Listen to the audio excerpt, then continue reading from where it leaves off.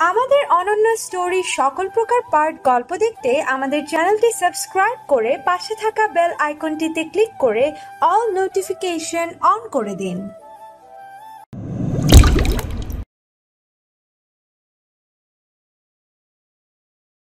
এক সময় আমি ছিলাম এক সাধারণ মধ্যবিত্ত ঘরের ছেলে।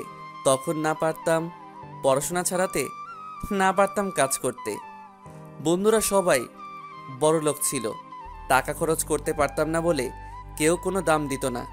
সমাজেও ছিলাম অবহেলিত, কেউ পেত না দেখতে। মধ্যবিত্তদের যে এতই জ্বালা আগে জানতাম না। সবচেয়ে বড় বিষয় হলো রিলেশন। আমার পক্ষে কোনো মেয়ের সাথে রিলেশন করা অনেক টাফ হতো। তারা সবাই ছিল বড়লোক বাবার মেয়ে। তাদের পিছনে টাকা খরচ করার আমার কোনো সামর্থ্য ছিল না। অনেক অবহেলিত ছিলাম সবার কাছে। কিন্তু আজ আর আমি অবহেলিত নেই।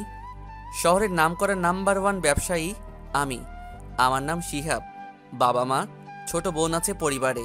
যাই হোক, ঢাকা শহরের সবচাইতে বড় কোম্পানিটি আমার আজ। এগুলো সব হয়েছে এক টিমের অবহেলা ও বন্ধু বান্ধবদের অবহেলা কারণে। মধ্যবিত্ত ছিলাম বলে তাদের সাথে আমার যায় না। তারা ছিল শহরের নামকরা বড় লোকের ছেলে মেয়ে। ঘটনা আজ থেকে 5 বছর আগের। কি শুনতে চান নাকি? তাহলে শুনুন 5 বছর আগে কি ঘটেছে।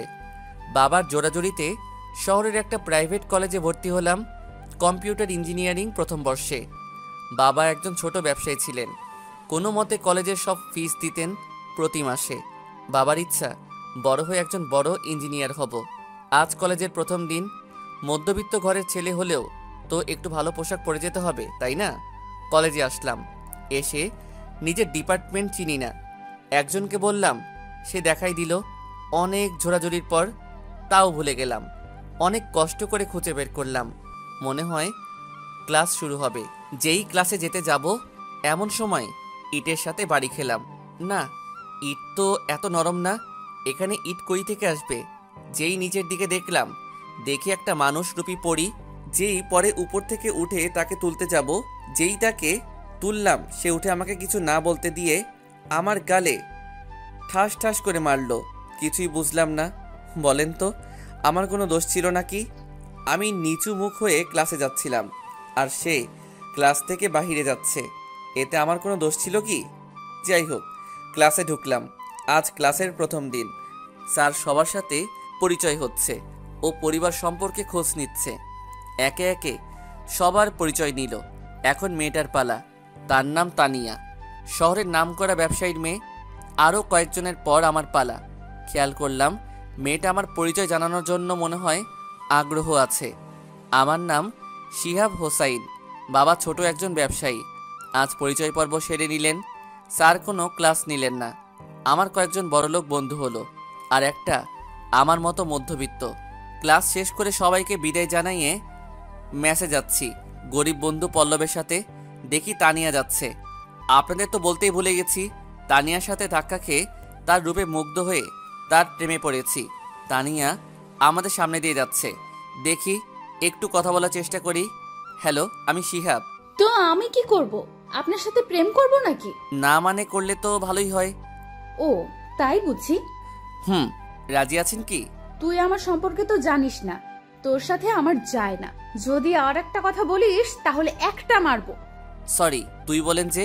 আর কি করবেন? তানিয়া ঠাস করে একটা মেরে চলে গেল। পল্লব শুধু আমার কথা বলা দেখে হাসতেছে। শালা আজকের দিনই খারাপ, সকাল থেকে শুধু চর। দোষ পছন্দ হয়েছে নাকি? কিন্তু খালি চর মারে। কি করমু ক? কোনো সমস্যা নাই, পরে দেখবনি, আগে বাসায় চল। চল। দুইজনে একই বাসাতে থাকি। বাসার মালিক খুব বড় লোক। শুনেছি তার একটা সেই মেয়ে আছে, আমাদের সাথে নাকি পড়ে। এত বিস্তারিত বলে নাই। আর পড়ার খবর নিয়ে আমগো কোনো লাভ নাই। ক্লাস শেষ করে বাসাতে এসে নাস্তা করে দুইজনে দিলাম একটা ঘুম। বিকালে ঘুম ভাঙলো। আপনাদের একটা কথা বলতে ভুলে গেছি। পল্লব আমার কলিজার বন্ধু। দুজন একসাথে ছোট থেকে পড়াশোনা করি। আপনাদের সাথে কথা বলতেই ছাদে এসে পৌঁছাইছি। ছাদে আসলাম আমি। পল্লব ঘুম পাড়তেছে। ছাদে এসে দেখি এক মেয়ে দাঁড়িয়ে আছে। চেহারা দেখা যাচ্ছে না, মনে হয় পরি হতে পারে।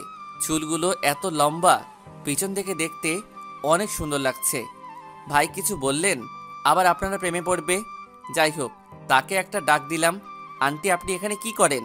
আর আপনি বা কে? আন্টি, ও আন্টি। ডাক দিতে দেরি, কিন্তু আমার দিকে দেখতে দেরি নাই। যেই আমার দিকে দেখেছে, এ আমি কাকে দেখতেছি? এ এখানে কেন? আর কেমন করে এলো? বুঝতে পারতেছেন না? আমি যাকে আন্টি বলে ডেকেছি সে হলো তানিয়া, কিন্তু এখানে তানিয়া কি করে? যেই বলতে যাব তানিয়া তুমি এখানে কেন, ঠাস ঠাস করে মেরে দিল রে ভাই। কি আর বলবো। আমাকে আন্টি বললি কেন? তোর আন্টির মতো লাগে কি?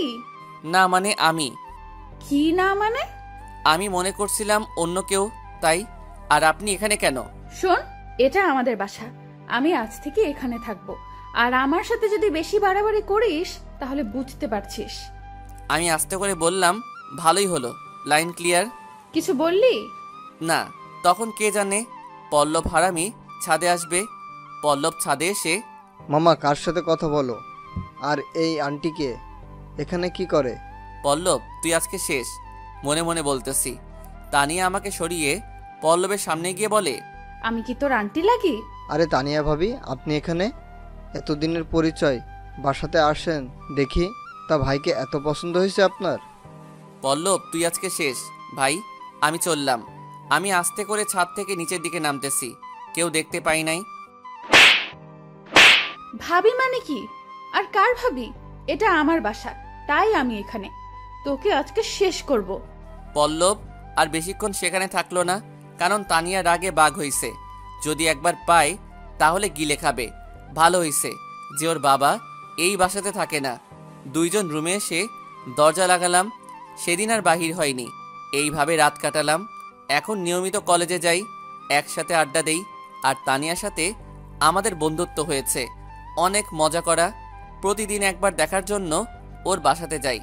পল্লব তো ভাবি বলে অনেক মাতাল। প্রতিদিন একটা করে চর ওর বাজেট করা।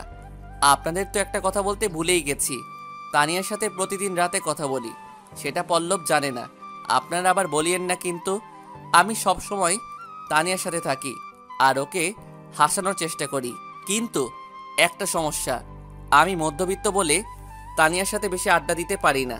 তবে বাসাতে এসে ভালোই কথা হয়। তানিয়াকে একদিন বললাম, তোমার কি কোনো বিএফ আছে? নাই, তবে একজনকে খুব পছন্দ করি। আমি সেই কথা শুনে একটু কষ্ট পেলেও তার কাছ থেকে জানতে হবে সেই ছেলেটা কে। জানতে পারি কি সেই ছেলেটা কে?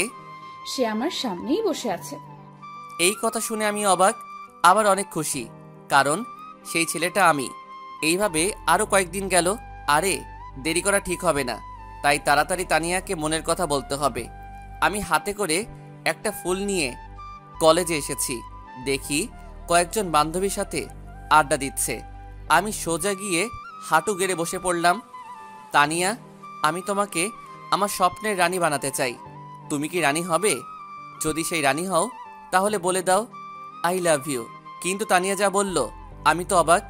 আরে বোকা, তুমি এতদিন পর আমাকে বলতেছো?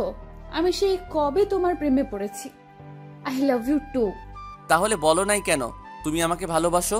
মেয়েরা কখনো আগে তার সামনে মনের কথা বলে না, বুঝে নিতে হয়, সেই জন্য বলিনি। ও তাই, তোমাকে কি একটু জড়িয়ে ধরবো? ওকে। তারপর তানিয়াকে জড়িয়ে ধরলাম। জীবনের প্রথম কোনো মেয়ে, তাই শরীরটা কাঁপছে। তানিয়া আমাকেও জড়িয়ে ধরছে, কিন্তু সে এমন একটা কাজ করবে কোনোদিন ভাবতে পারিনি। তানিয়া আমাকে জড়িয়ে ধরে কিস করলো। আমি তার জন্য প্রস্তুত ছিলাম না। কি আর করার, আমিও তানিয়ার সাথে তাল মিলালাম।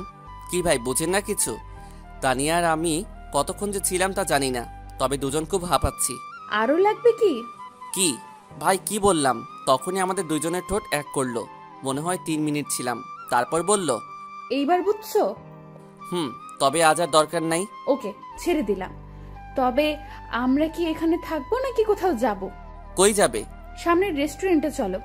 ওকে চলো। সবাই একসাথে গেলাম। তানিয়াকে যখন প্রপোজ করি তখন ওর সাথে ওর 4 জন বান্ধবী ছিল। আমার সাহস দেখে তারা হা হয়ে গেল।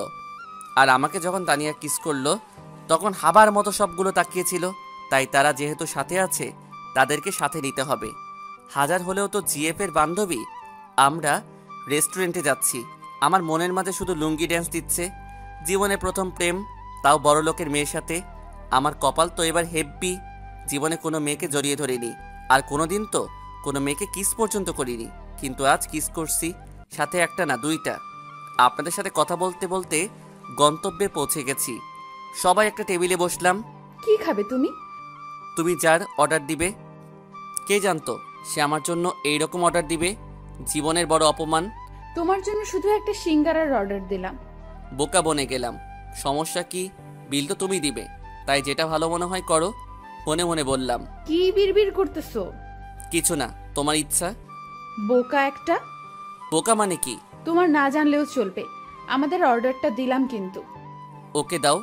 ভাই কি আর করব, আসলে আমি একটা বোকা। ওরা যা অর্ডার দিল আমি তা শুনে হ্যাঁ। তাহলে শুনুন, 5 জনের জন্য কি কি অর্ডার করলো। 5টা বার্গার, 5টা সানরাইজ, 5টা মাটন চিকেন, 5টা চিকেন, 5টা সস, 5টা প্লেট বিরিয়ানি, 5টা কোক, আরও ইত্যাদি ইত্যাদি। জীবনে কাউকে এত কিছু একসাথে খাইতে দেখিনি। সমস্যা কি? বিল তো তুমি দিবে, মনে মনে বললাম। কিছু বললে? না কিছু না, খাও, তোমার খাবার তো এসে গেছে।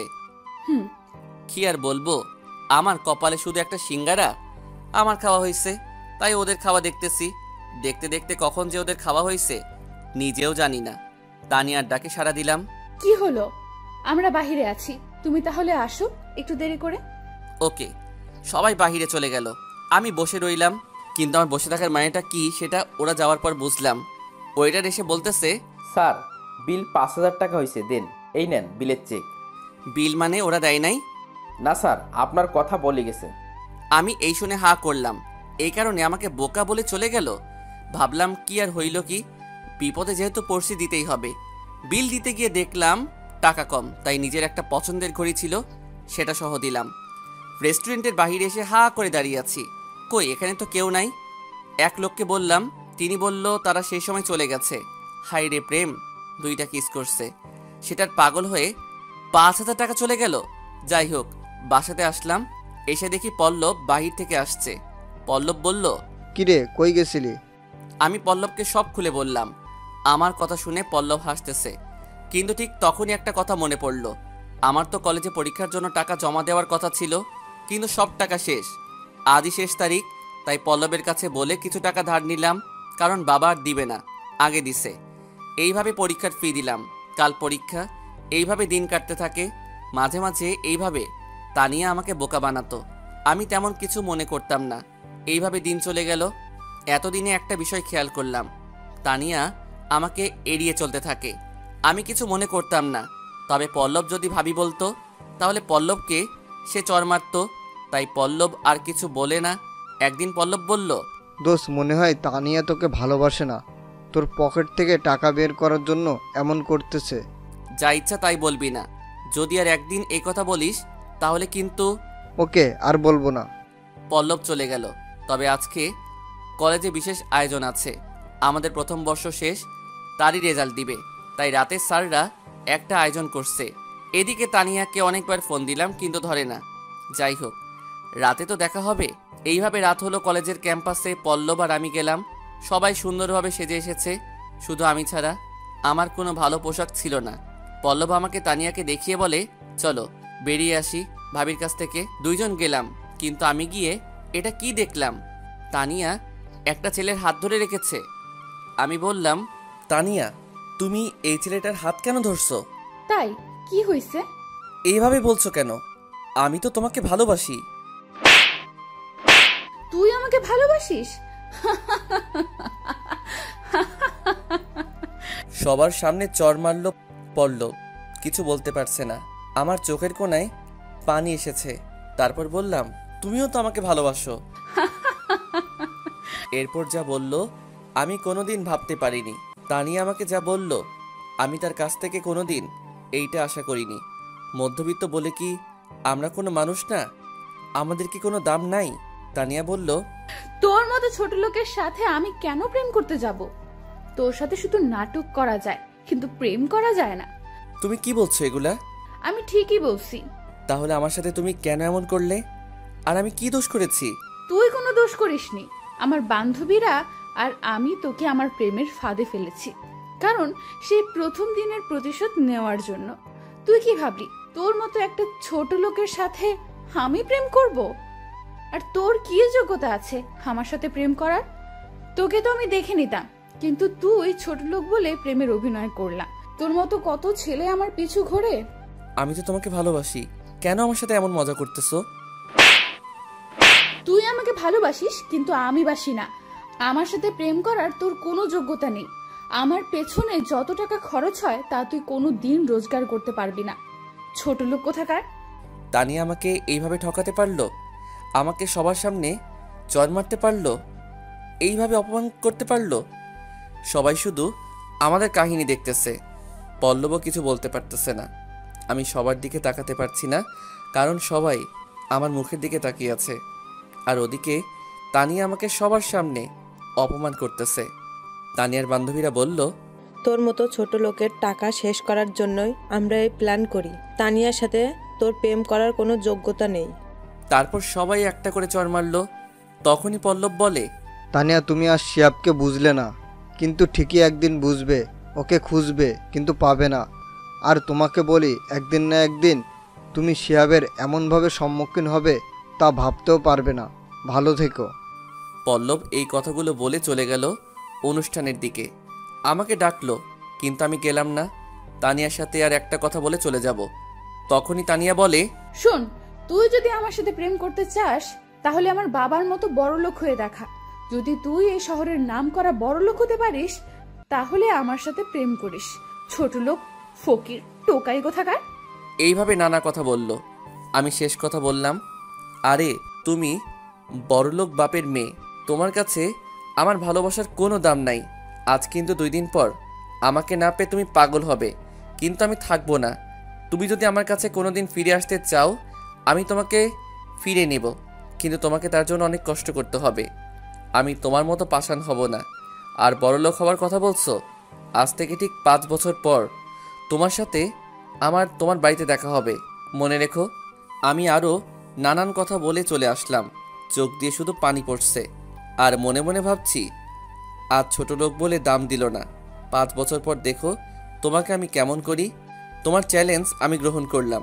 যাই হোক, ভেবে অনুষ্ঠানে চলে আসলাম।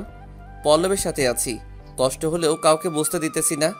আর একটা কথা মনে পড়ছে, সবার সামনে অপমান করার কথাটা, তাই মাথা নিচু করে মুখ করে আছি।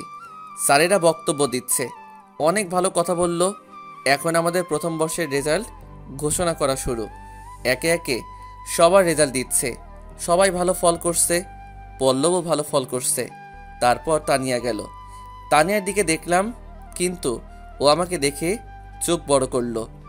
তানিয়া নাকি দ্বিতীয় হয়েছ, কিন্তু সবার রেজাল্ট দিল, আমার রেজাল্ট কই? অনেক চিন্তায় আছি, আমি আবার ফেল করলাম না তো? স্যারেরাও আমার রেজাল্ট ঘোষণা করছে না, যারা ফেল করবে তাদের রেজাল্ট ঘোষণা হবে। এমন অবস্থা দেখে তানিয়া আমার দিকে শয়তানি হাসি দিছে, মনে মনে বলছে, ছোট লোক, তুই ফেল করেছিস, আমি তো এটাই চাই। কিন্তু কে জানতো এমন হবে। তানিয়ার শয়তানি হাসি নিমিষেই শেষ। স্যার, এটা কি ঘোষণা করলেন? আমি তো পুরো হা হয়েছি। এই বছর সেরা রেজাল্ট করেছে। ভাবতেও পারছি না। স্যার যা বলল সবাই শুনে অবাক, কারণ সবাই জানতো আমি ঠিকভাবে ক্লাস করিনি এই 1 বছর। এটা কিভাবে সম্ভব? মনে হয় কোনোখানে ভুল হচ্ছে। কি করে হতে পারে এটা? সবাই এটা ভাবতেছে। আমি তো ওকে কোনোদিন ক্লাসে বা বাসায় পড়তে দেখিনি, তাহলে কিভাবে এমন ভালো করবে? আর ও তো আমার চাইতেও খারাপ ছাত্র। সবাই এসব ভাবতেছে। আপনাদের তো বলাই হয় নাই, স্যার কি বলছে? এই বছরের সেরা রেজাল্ট করেছে, অর্থাৎ এই বছর প্রথম হয়েছে আমাদের কলেজের কম্পিউটার ডিপার্টমেন্টের ছাত্র শিয়াব হোসাইন। আমি স্যারের কাছ থেকে আমার মার্কশিট নিতে যাচ্ছি। সবাই অবাক হয়ে আছে, আর তানিয়ার বান্ধবীরা তো পুরো অবাক, হা হয়ে তাকিয়ে আছে। আমি স্যারদের সাথে কৌশল বিনিময় করে সবার প্রথমের আসনে বসে আছি। নানান আয়োজনের মধ্য দিয়ে অনুষ্ঠান শেষ হলো। অনুষ্ঠান শেষে পল্লব আর আমি ক্যাম্পাস দিয়ে বাসাতে যাচ্ছি। ঠিক তেমন সময় তানিয়ার এক বান্ধবী এসে বলে, ভাই, আপনাকে একটা কথা বলতাম, যদি কিছু মনে না করেন। বলো। আমি না আপনাকে অনেক ভালোবেসে ফেলেছি একটু আগে থেকে। রিলেশন করবেন কি? আমি আর পল্লব হাসতে লাগলাম। জীবনে কেউ বলল একটু আগ থেকে ভালোবাসতে শুরু করেছে। আসলে এই বছর সেরা ছাত্র হয়েছি, তাই সবাই এত আদিক্ষেতা। আমরা কিছু না বলে বাসাতে আসলাম। এসে পল্লবকে পরে ঘটে যাওয়া সব কথা বললাম। দোস্ত, এই কলেজে আর থাকবো না। থাকলে কিন্তু আমার মিশন পূরণ হবে না। আমাদের শহরে ট্রান্সফার নিতে হবে। ওকে, আমি তোর সব ব্যবস্থা করে দিচ্ছি, আধা ঘন্টা সময় দে। আসলে আপনাদের বলতে ভুলে গেছি, পল্লবের মামা ওই কলেজের প্রিন্সিপাল। ওর মামার কাছে ফোন করলো। ওর মামা রাজি হচ্ছে না, কারণ ভালো ছাত্রকে কি কেউ হাতছাড়া করতে চায়? ওর মামাকে সব খুলে বলল, আর তিনিও রাজি হলেন। তাই একটা ভালো কলেজে দিবে। 2 দিন পর কলেজে ডাকলো। শুনে অনেক ভালো লাগলো। তানিয়ার কথা মনে পড়ছে, কিন্তু আমাকে শক্ত হতে হবে। তাই ভাবতে ভাবতে কখন ঘুমিয়ে পড়েছি জানি না। ওদিকে তানিয়া শুয়ে শুয়ে আমার কথা ভাবতে থাকে। শিহাব তো কোনো ক্ষতি করেনি, ওর সাথে নাটক করা ঠিক হয়নি। আর কেমনে এত ভালো রেজাল্ট করলো? আর বলেছে আমি কি সত্যি ওর প্রেমে পড়ে গেলাম? ভাবতে ভাবতে ঘুমিয়ে গেছে। এইভাবে বাসাতে 2 দিন কাটালাম, বাহিরে যাইনি। পল্লবের কাছ থেকে শুনলাম তানিয়া নাকি আমার খোঁজ নিয়েছে, কিন্তু পল্লব বলেনি। ওর নিজের ভুল নাকি বুঝতে পারছে। আজও পল্লব আর আমি কলেজে যাচ্ছি। কলেজে এসে স্যারের রুমে গেলাম। স্যার আমার ট্রান্সফার লেটার হাতে দিল, আর স্যারকে বললাম কাউকে যেন আমার এই ব্যাপারে কিছু না বলে। স্যারের রুম থেকে অনেক আলাপ করে চলে আসতেই কেউ যেন আমার হাত ধরলো। দেখি তানিয়া। হাত ধরছো কেন? ছাড়ো, সবাই তো দেখছে। তানিয়া, শিহাবের হাত ছাড়ো। আমার ভুল বুঝতে পারছি, আমাকে মাফ করো, আমি তোমাকে ভালোবাসি। বাসাতে চলে আসলাম কিছু না বলে, কারণ আমি ওর দিকে তাকিয়ে দেখি অনেক শুকিয়ে গেছে, চোখের নিচে দাগ পড়ছে। বেশিক্ষণ থাকলে নিজেকে সামলাতে পারতাম না। তানিয়া ভাবে কিভাবে আমার এত পরিবর্তন হলো। আমি সব কিছু গুছিয়ে নিয়ে চলে আসলাম। পল্লব সাথে আছে, কেউ কিছু জানে না।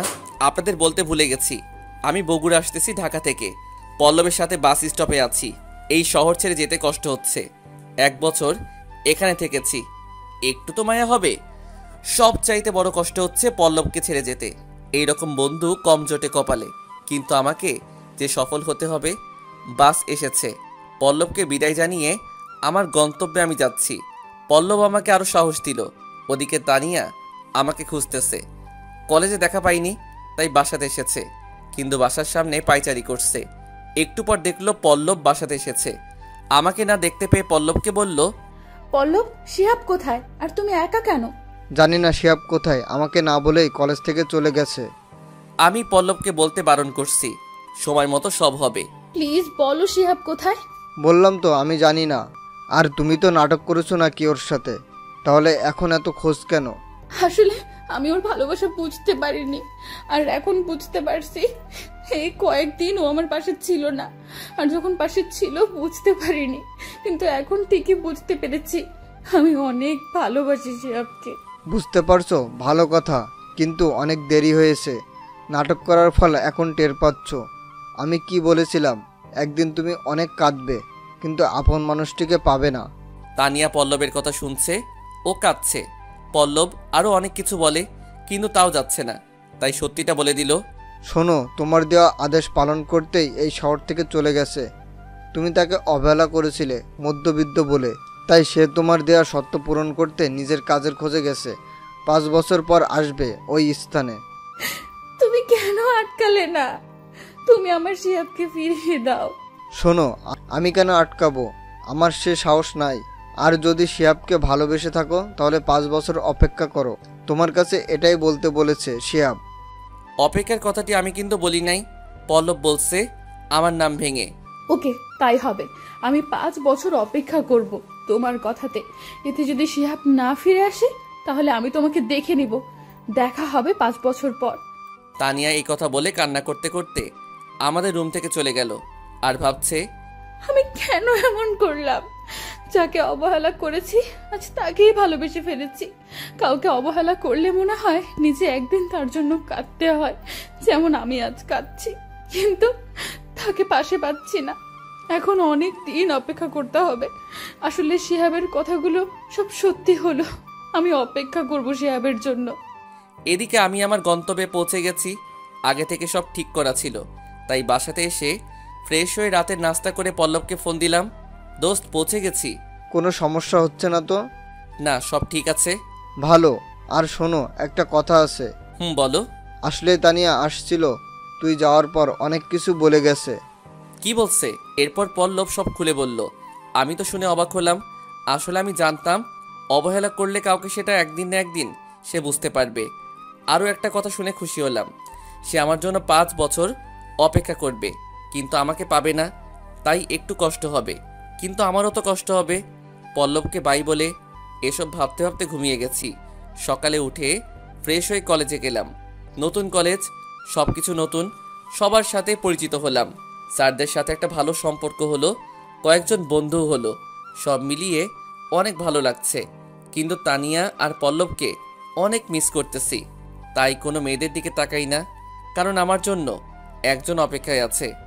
এইভাবে দিন যেতে লাগলো, অনেক ভালোর মধ্য দিয়ে। বাবা জানে কলেজ থেকে আমাকে এখানে পাঠানো হয়েছে, তাই কিছু বলেনি। সব কিছু ভালো চলতেছে। ওদিকে তানিয়া প্রতিদিন কলেজে এসে আমার কথা ভাবে, কোনোখানে খুঁজে পায় না। আমার দুষ্টুমিগুলো মিস করতে থাকে, আর আগের মতন ওর বান্ধবীদের সাথে মিশে না, অনেক বদলে গেছে। কিন্তু আমার কথা মনে করে প্রতিদিন রাতে কান্না করে আর নিজেকে দোষ দিতে থাকে। ভালোবাসা আগে বুঝতে না পেরে কত কষ্ট দিয়েছে তাকে, সেটা এখন বুঝতেছে। তানিয়া বলে, আমি যদি সেদিন অহংকার না করতাম তাহলে শিহাব পাশে থাকতো। আমি দোষী, তাই আজ এত কষ্ট পাচ্ছি। এইভাবে দেখতে দেখতে এদিকে আমার 4 বছর কেটে গেল। তানিয়া প্রতিদিন পল্লবকে আমার কথা বলতো, আরও নানান কথা বলতো। সেগুলো পল্লব আমাকে ফোন করে বলতো তানিয়া নাকি আগের চাইতে অনেক সুন্দর হয়েছে, কিন্তু প্রতিদিন আমার কথা ভাবে। 4 বছর পার করলাম। আমি ভাবলাম 1 বছর আগে গিয়ে তানিয়াকে সারপ্রাইজ দেই। পল্লবের সাথে প্ল্যান করলাম। ও, আপনাদের তো বলতে ভুলে গেছি, শুনুন তাহলে আমি বড়লোক হয়েছি কিনা। আমি আজ অনেক বড়লোক, কারণ পড়াশোনার পাশাপাশি একটা ছোট্ট ব্যবসা শুরু করেছিলাম, যেটি অল্প সময়ে অনেক পাবলিসিটি পেয়েছে। কিন্তু সেটা তানিয়া জানে না। আমার ব্যবসা থেকে মাসে 2 লক্ষ টাকা আসে, যেটা দিয়ে 3 বছরের প্রায় 5 কোটি টাকা আয় করেছি। সেই টাকা দিয়ে পল্লব ঢাকাতে ব্যবসা চালাচ্ছে আমার। আমি শুধু টাকা দিচ্ছি। তানিয়াকে বলতে মানা করেছি। আমার সাথে পল্লবের প্রতি মুহূর্তে যোগাযোগ হতো। তানিয়া কিছুই জানতো না, একটু অবহেলা করি। আমরা বড়লোক হওয়া গল্প তো শুনলেন, টাকার হিসাবটা আপনারা করুন। আমার এখন কত টাকা হতে পারে, কিন্তু তাও আমি সাধারণ। এখন বাস্তবে ফিরি, তাহলে দিব না কেন? সেও তো আমাকে দিয়ে বুঝুক আপন মানুষকে কষ্ট দিলে কী রকম কষ্ট পেতে হয়। আর ও বলেছিল ও নাকি আমার সাথে প্রেম করবে না কোনো দিন, কারণ আমি ছোট লোক ছিলাম। কিন্তু সে এখন আমার জন্য অপেক্ষা করতেছে। কোথায় গেল এত অহংকার? কিন্তু আজ তো আমি তোমার আশা পূরণ করেছি। তুমি যেটা চেয়েছিলে, তোমার ভিতরে এখন কেন অহংকার নাই? কই গেল সেদিন অহংকার করেছিলে বলে? 4 বছর তোমাকে অনেক কাঁদতে হয়েছে, অপেক্ষা করতে হয়েছে বহুদিন, বহু ঘন্টা। তাই তো তোমাকে আর কষ্ট দিতে চাই না। আমি আসতেছি কালকে, কারণ 4 বছর আগে কালকের দিনে আমাকে সেই শর্ত দিয়েছিলে। আমি এইসব ভাবতে থাকি পল্লবের সাথে প্ল্যান করে। পল্লব সব কিছু বুঝিয়ে নিয়েছে। ওদিকে পল্লব তানিয়ার সাথে কথা বলছে। মনে আছে তানিয়া, 4 বছর আগে আগামীকালের দিনে শিহাবকে তুমি পর করে দিয়েছিলে? তাই তো আরো 1 বছর অপেক্ষা করতে হবে। প্লিজ আর মনে করিয়ে দিও না, অনেক কষ্ট হচ্ছে কালকের দিনটার কথা মনে করে। ওকে, বাদ দিলাম। কালকে তুমি কি একটা নীল শাড়ি পরে সন্ধ্যার পর ক্যাম্পাসে আসতে পারবে? কিন্তু কেন? কাল তো কোনো আয়োজন নাই ক্যাম্পাসে। এত প্রশ্ন করো কেন? একটা দরকার আছে, আসতে পারবে কি? ওকে, আসবো। আর শিহাবের কোনো খবর জানো কি? ধন্যবাদ। সরি, শিহাবের কোনো খবর জানি না। ও কি আমাকে ভুলে গেছে? আসবে কি আর 1 বছর পর? আসবে। তুমি যাও, ঘুমাও, অনেক রাত হয়েছে, আর কালকে আসিও। ওকে। তানিয়া আমার কোনো খোঁজ না পেয়ে মন খারাপ করে চলে গেল। সে তো আর জানে না কালকে আমি যাচ্ছি। পল্লব বলতে যাচ্ছিল, কিন্তু আমি বারণ করি। ওদিকে নানান কথা ভেবে কখন যে ঘুমিয়ে পড়ি নিজেও জানি না। সকালে 10টায় পল্লবের ফোনে ঘুম ভাঙল। বগুড়া থেকে ঢাকাতে যেতে প্রায় 6 ঘন্টা লাগবে। তাই পল্লব বলতেছে, দোস্ত সব রেডি আছে, তুই সময় মতো আয়। ওকে, সমস্যা নাই, সময় মতো যাব। দোস্ত ক্যাম্পাসে একটু কাজ আছে, পরে কথা হবে। ওকে, আমি জানি কি কাজ। আপনাদের তো বলতে ভুলে গেছি, আমাদের কলেজের স্যাররা মিলে আমাকে বরণ করতে ক্যাম্পাসের আলাদা সাইডে বড় একটা অনুষ্ঠানের আয়োজন করেছে। এ বিষয়ে তানিয়া কিছুই জানে না। আমাদের কলেজে 2টা ক্যাম্পাস আছে নাকি, নতুন জায়গাতে সব আয়োজন হচ্ছে। তাই তানিয়া জানে না সব সারপ্রাইজ। আপনাদের সাথে কথা বলতে বলতে আমি রেডি হয়েছি, নিজের একটা প্রাইভেট কারে করে ঢাকাতে যাচ্ছি। নতুন কিনেছি। আমি এখানে একা থাকতাম, তাই কাউকে বিদায় বলতে হলো না। শুধু যাওয়ার আগে বাবা মাকে ফোন করে কলেজে আসতে বলেছি। 4 বছর একবারও ঢাকাতে যাইনি। চেহারা একটু তো পরিবর্তন হবে। গাড়িতে বসে নানা কথা ভাবতেছি। সবচাইতে বেশি মনে পড়ছে তানিয়ার কথা, কারণ আমি তার শর্ত পূরণ করে 1 বছর আগেই তার কাছে যাচ্ছি। নিজেকে একটা প্রশ্ন করলাম, সে যদি সেদিন অবহেলা না করত, তাহলে কি আমি আজ এত বড় নামকরা ইঞ্জিনিয়ার ও ব্যবসায়ী হতে পারতাম? আসলে তানিয়া সেদিন ঠিকই করেছে। আমি খালি তাকে 4 বছর কষ্ট দিলাম। তাকে অপমান করার জন্য তো আর কষ্ট দেইনি, দিয়েছি নাটক করার জন্য। আর কষ্ট না দিলে কি আমাকে এত ভালোবাসতো, 4 বছর অপেক্ষা করত? আসলে সব দিক দিয়ে সব কিছু ঠিকঠাক আছে। এদিকে আমি 6 ঘন্টা পর ঢাকাতে পৌঁছে গেছি। প্রায় সন্ধ্যা হয়ে এসেছে। এদিকে অনেক পরিবর্তন হয়েছে শহরের। পল্লবকে ফোন দিয়ে ডাকলাম, কারণ আমি আর রাস্তা চিনি না। একটু পর পল্লব আসলো। কিরে দোষ, এতদিন পর তুই তো নায়ক হয়েছিস। ভালো। তুই কেমন আছিস? আর তানিয়া কই? আমিও ভালো। আসতে না আসতেই খোঁজ শুরু করে দিলি যে, কোনো কিছু হবে নাকি? কি যে বলিস তুই, শালা তোর তো অনেক পরিবর্তন হয়েছে। আরে মিয়া, আমার কথা রাখো। এখন চলো বাসাতে, পরে সব আলাপ হবে। চল। 5 মিনিট পর বাসাতে আসলাম। অনেক জার্নি করলাম তো, তাই এসে বাবা মার সাথে দেখা করলাম।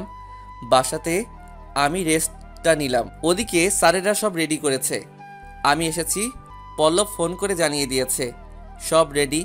বাবা মাও সেখানে গেছে, শুধু পল্লব আর আমি বাসাতে আছি। আর ওদিকে সন্ধ্যা হয়েছে, তাই তানিয়া পল্লবের কথা মতো সেজে ক্যাম্পাসে এসেছে। এসে পল্লবকে ফোন দিল আর পল্লবকে ডাকলো। আমাদের বাসা থেকে কলেজে যেতে 5 মিনিট লাগবে, তাই আমরাও বেরিয়ে পড়লাম। আর তর সইছে না তানিয়াকে দেখার। কখন যে যাই। অবশেষে সেই 4 বছরের পুরাতন কলেজে এসে পৌঁছালাম। পল্লব আমাকে কলেজে নামিয়ে দিয়ে গাড়ি পার্ক করতে গেল।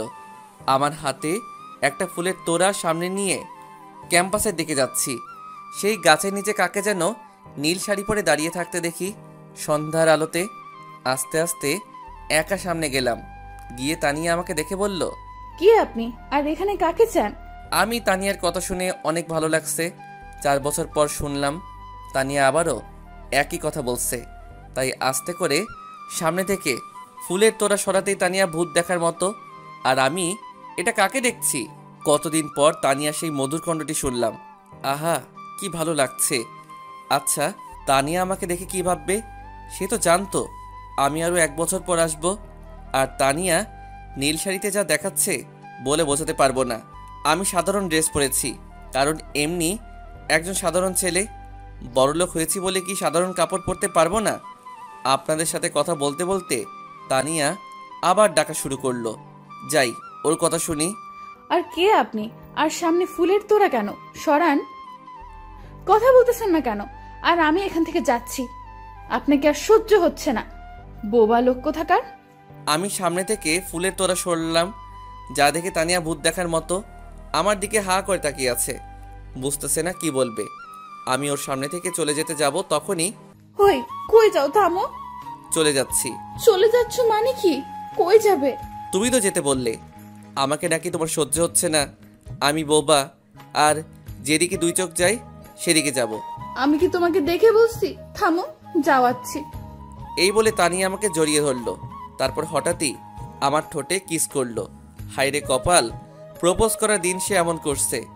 এই মেয়ে কি কিস পাগল নাকি? আমাকে অনেকক্ষণ পর ছেড়ে দিল। কোনো খবর নেওয়া নাই, সোজা কিস করলো। তা কই যাবে? যাও দেখি। তোমাকে ছেড়ে চলে যাব। এই বলে আবার কিস। হায়রে বাঙালি মেয়ে, তোমার কেন এমন কথায় কথায় কিস করো? 10 মিনিট পর ছেড়ে দিল। যদি আর একবার ধরে তাহলে আমি শেষ। অনেক হাঁপাচ্ছি, কিন্তু তানিয়া হাঁপাচ্ছে না। কি মেরে বাবা, সোজা কথা বলি, তা না হলে আবার কিস করলে আমি শেষ। ওই কুত্তা, আমাকে ছেড়ে কই গেছিলি? আমাকে কেন এত কষ্ট দিলি? আমার সাথে কেন একবার যোগাযোগ করিসনি? আর আমাকে কি তোর একবারও মনে পড়েনি? তুমি তো যেতে বলছিলে। আমি বলছি দেখে যাবি? আমাকে একটু সময় তো দিবা। আর কোনো দিন ছেড়ে যাবা না, কথা দাও। ওকে বাবা, কথা দিলাম। এরপর আবারও জড়িয়ে ধরলো। নিজেকে মনে হচ্ছে কলার গাছ ছাড়ানোর কোনো উপায় নেই। তুমি এত শুকিয়ে গেছো কেন? আর তুমি নাকি আরো 1 বছর পর আসবে, পল্লব ভাইয়া বললো। আসলে তোমাকে সারপ্রাইজ দেব বলে পল্লবকে বলতে বারণ করছি, আর সেই জন্যই তো তোমাকে সারপ্রাইজটা দিলাম। তুমি আমাকে এতদিন এত কষ্ট দিলে কেন? তুমিও তো আমাকে দিছো, তাই জন্য দিলাম। এই বলছি তো। আবার জড়িয়ে কিস। মনে হয় 4 বছরের আবেগ মিটাচ্ছে।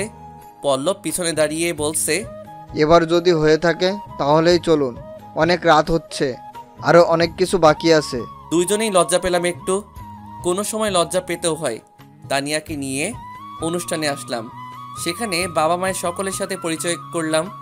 এমন সময় আমি কি দেখছি, তানিয়ার বাবা মা দুইজন। অবাক হলাম।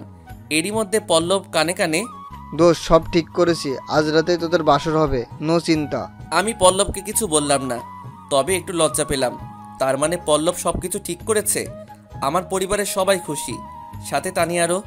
তানিয়া ও আমি নিজেদের একপাশে বসলাম। আমি ভাবতেছি এখানে তো অনুষ্ঠান হওয়ার কথা, কিন্তু বিয়ে বাড়ির মতো করে সাজানো কেন? কিছু মেয়ে এসে তানিয়াকে নিয়ে গেল। পল্লব আমাকে এসে নিয়ে গেল। তুই বড়লোক হয়েছিস অবহেলিত থেকে, তাই তোকে যেখানে অবহেলা করেছে সেখানে তোর বিয়ের ব্যবস্থা করলাম মামা, সবই মিলে। শালা, আমাকে কিছু বলিসনি কেন? সব সারপ্রাইজ আন্টিরাই জানতো। ওকে চল। আর কথা না বলে চলে আসলাম। কি আর হলোটা কি, আমার মতো লোককে বোকা বানানো। বিয়ের সাথে তানিয়াকে পরি লাগছে, তবে তানিয়ার কাছে কিছুটা অবাক লাগার মতো। এদিকে আমাদের বিয়ে পড়ানো শেষ হলো, সবাই আনন্দ করছে, নিজেকে অন্যরকম লাগছে। এত কথা না বলি, সোজা বাসাতে চলি, কি বলেন? সব আয়োজন কলেজে শেষ করে বাসাতে আসলাম। এখন আমি বাসর ঘরে। তানিয়া নেমে এসে সালাম করলো। এরপর খাটে গিয়ে বসলাম, ঘুমটা তুললাম, আর প্রশ্ন শুরু করলো। এগুলো কি হলো? আজ কিছুই বুঝলাম না, সব বলো, তা না হলে বাসর হবে না। কেমন লাগে এই কথা কইলে? সবশেষে বললাম, কোনো দিন কাউকে অবহেলা করবে না, সে একদিন অনেক বড় লোক হতে পারে। এই কথা বলা শেষ। তারপর আমি তানিয়ার কাছে গিয়ে ওর ঠোঁটে আলতো করে কিস করলাম। এতে ও দেখি একটু কেঁপে উঠল। এদিকে তানিয়ার মনে হচ্ছে কেউ তার বুকের ভিতর হাতুড়ি দিয়ে বাড়াচ্ছে। আমি আরো জোরে ওকে কিস করি, তারপর ওকে জড়িয়ে ধরি। তারপর দুজনে হারিয়ে যাই ভালোবাসার অতল সাগরে। গল্পটি পড়ে আপনাদের কেমন লাগলো তা কমেন্টের মাধ্যমে জানিয়ে দিবেন।